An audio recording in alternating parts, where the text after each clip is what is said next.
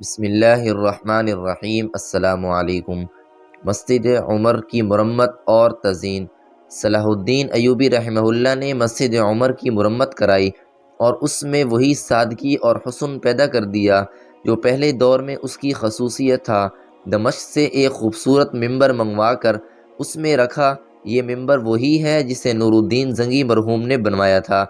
نیز مسجد کے سب سے بڑے محراب پر یہ عبارت قدا کروائی: بسم اللہ الرحمن الرحیم۔ اس محراب اور مسجد اقصیٰ کی حرمت، جس کی بنا تقوی اور طہارت پر رکھی گئی، اللہ کے بندے اور خلیفہ یوسف بن ایوب ابو المظفر الملک الناصر صلاح الدین نے کرائی۔ اسی بادشاہ کے ہاتھوں یہ مقدس شہر 583 عیسوی میں فتح ہوا۔ اس نے اپنے اس کام کے عوض اللہ سے دعا کی کہ وہ اپنے رحم و کرم کے صدقے میں اس کے گناہوں کو معاف کرے۔ اللہ بہت مہربان اور رحم کرنے والا ہے۔ فتح کے بعد سلطان رحمہ اللہ کوئی 1 مہینہ کے قریب بیت المقدس ٹھہرا۔ اس مدت میں اس نے کئی سرائیں، مدرسے اور ہسپتال بنوائے۔ فرانسیسی ہسپتال کو درسہ شافعیہ میں تبدیل کر دیا اور کئی باغات، مکانات اور جاگیریں ان کے نام وقف کر دی۔ سور کی طرف روانگی۔ سلطان رحمہ اللہ کے پاس بیت المقدس میں ہی اس کے مخبر کئی بار یہ خبریں لائے کہ سور پر فلسطین کے تمام عیسائی قافلہ در قافلہ اور فوج در فوج جمع ہو رہے ہیں، لیکن چونکہ بیت المقدس کا انتظام زیادہ ضروری تھا اس لیے وہ سور کی طرف جلدی نہ بڑھ سکا۔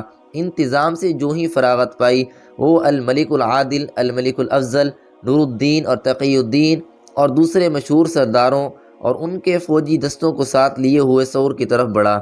سور کے حفاظتی تدابیر۔ سلطان رحمہ اللہ اور اس کے ساتھی جس وقت سور پہنچے تو انہوں نے یہ دیکھ کر بے حد حیرت ہوئی کہ سور کے نہ صرف چاروں طرف 2 دریا اور نہریں پھیلی ہیں، بلکہ سور کے محافظ برجوں پر غیر معمولی تعداد میں عیسائی سپاہ جمع ہے۔ سچ بات تو یہ ہے کہ دن و رات صف کر کے کانڈیڈ نے شہر کو انتہا سے زیادہ محفوظ بنا دیا تھا۔ اس نے سور کے 2 طرف بہنے والے دریاؤں کو کاٹ کر سور کو ایک جزیرہ بنا دیا۔ شہر پناہ کے برجوں پر بے شمار منجنیقیں نصب کیں جو قریب آنے والے دشمن پر بڑی آسانی کے ساتھ آگ اور پتھر برسا سکتی تھی۔ جب سلطانی فوج شہر پناہ کے قریب آئی تو دشمنوں نے بڑی سختی سے اس کا مقابلہ کیا۔ شام تک بڑی سخت لڑائی ہوئی۔ محصورین ایک تو شہر پناہ سے دوسری کشتیوں پر بیٹھ کر مسلمانوں پر تیر چلاتے رہے۔ عکا سے جہازوں کی طلبی۔ شام ہونے پر سلطان رحمہ اللہ نے عکا سے جہاز طلب فرمائے تاکہ عیسائیوں سے بحری اور بری دونوں طریق سے لڑائی لڑ سکے۔ تیسرے دن عکا سے جہاز آ گئے۔ ان کی تعداد 10 تھی۔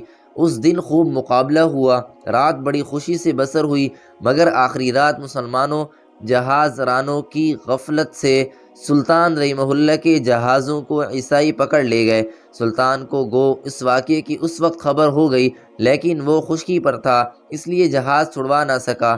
بحری جنگ کا جس بری طرح انجام ہوا اس کی سلطان رحمہ اللہ کو امید نہ تھی۔ گو دوسرے دن لڑائی بڑی سخت ہوئی، مگر کامیابی کے آثار دکھائی نہ دیے۔